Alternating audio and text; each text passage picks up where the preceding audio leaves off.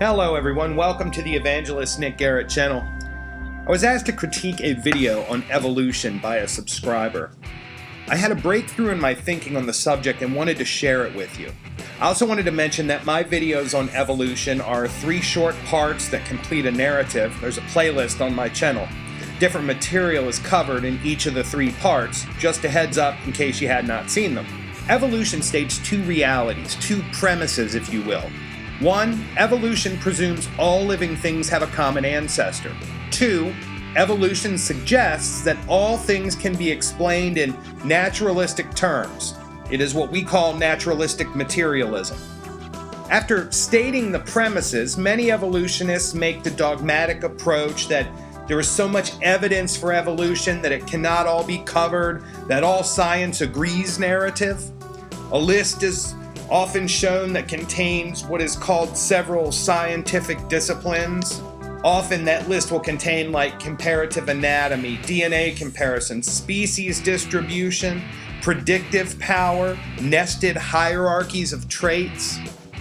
Well, those categories are not jobs in science. A few are, but the claim of that all scientists agree the broad divisions of labor have proven evolution to be true, the list would be more something like biologists, astronomers, zoologists.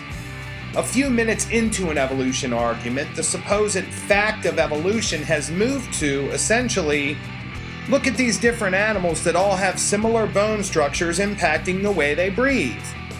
Well, that argument, followed to its end, says, since all animals breathe, all animals have a common ancestor. That's pretty funny. It's unprovable, it's unverifiable, but it is consistent with an attempt to explain the world in naturalistic terms. And here's where the thinking changes. It is not more accurate than a statement that says an intelligent designer created all creatures to be able to breathe. Next, arguments often revert to the long disproved ones like vestigial tails in reference to whales. This argument claims that the small loose bones near the reproductive organs, not connected to the skeletal structure of the animal, are a remnant of a prior distant ancestor's hip and leg bones. Now many marine biologists understand that these bones are crucial and used currently in the context of mating and reproduction. They are not vestigial but functional.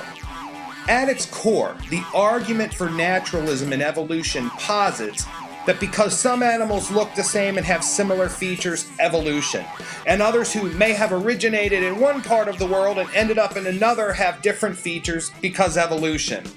All of this has to be reduced down to something simple to understand for the individual trying to determine for themselves whether or not the theory of evolution is sound. Why does one usually want to answer the question? It's to know, is God right and creator? Or is there evolution and not God? Is there evolution and God? If evolution and God is not creator, then who is God? There is so much to unpack there. Remember, the theory of evolution simply serves as a framework that allows scientists to explain the world in naturalistic terms. For that purpose, it does not matter if evolution is right or wrong. It gives an alternative to supernatural creation by God, which modern scientific philosophy, if that can even be said, has sought to get away from, and the church is definitely in part to blame for that. So the argument from well-trained creation scientists has been the limitless expansion of the allegedly scientific framework called evolution in order to fit trillions of pieces that don't fit. Because in truth, naturalism alone to explain the world is in part incomplete and flawed.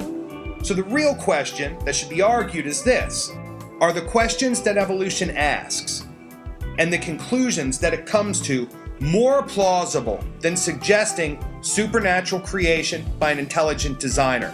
That's the question we want to get to. So evolution, Big Bang from nothing 4.6 billion years ago. Not observable to prove, not verifiable, but natural. Or God created the world and everything in it. Observable? I think perhaps sacred geometry, Fibonacci, golden mean, appearance of mathematics and nature. Is it equally as plausible, or more so? Evolution. Man is essentially a cosmic accident, but in our modern world is somehow still capable of good, undefined. In a society with undefined morals and no God, we don't even know what good is in that system. God. God created our world. Man is the crowning achievement of God's creative glory. Something happened and we experienced separation from God. Whatever it was that happened has put man at odds with the rest of the created order. That's plain to see. There is a form of redemption and it will one day be made right. I believe it's Jesus. Others don't. So evolution claiming that every scientific discipline proves the theory of evolution. Well, that can't be true because they are simply disciplines. There are tens of thousands of people that do various jobs inside each category: biology, anatomy, archaeology. An individual can interpret data. One doctor of comparative anatomy can hold a different view than another doctor of comparative anatomy. Data is objective. Interpretation is subjective. To suggest that an entire category is all buttoned up for evolution is misrepresentation. It's like saying, all plumbers have proven that copper is the best metal for running water pipes in a house. Most common, maybe. Best, arguable. So my new way of thinking is this: the evolution creation videos add to confusion in a way because they don't get us to the core of what questions we really want to ask and what answers we are really seeking.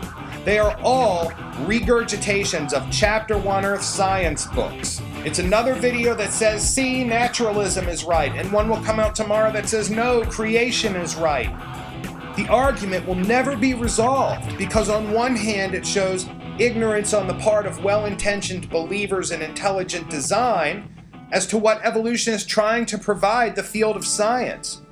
A way to see the world in strictly naturalistic terms, and it shows a very narrow and incomplete education system for people going into jobs in science. They should know what the purpose of evolution is as a philosophy, as a subject matter, and be able to determine for themselves up front whether or not they proceed learning how to discern between objectivism and subjectivism, and be taught the creation side too. If they subject themselves unwittingly to an unfair and brutally dictatorial indoctrination they will receive, only to ultimately still come to some subjective catharsis somewhere along their journey and career anyway. It has impact on the lives of individuals, real people, and their relationship with God. I happen to believe in intelligent design. I find its conclusions more consistent and verifiable than those provided by strict naturalism. There's definitely some overlap. For example, microevolution definitely happens. In the Bible, God refers to that as animals producing after their kind. Wide varieties of animals with slight variance in groups. You know, a dog creates a dog creates a dog. No problem. We really need to step back from evolution versus creation altogether and see it from the bigger picture. What is being asked, and are the arguments even compatible? I look forward to talking to you next time. Thank you for checking it out.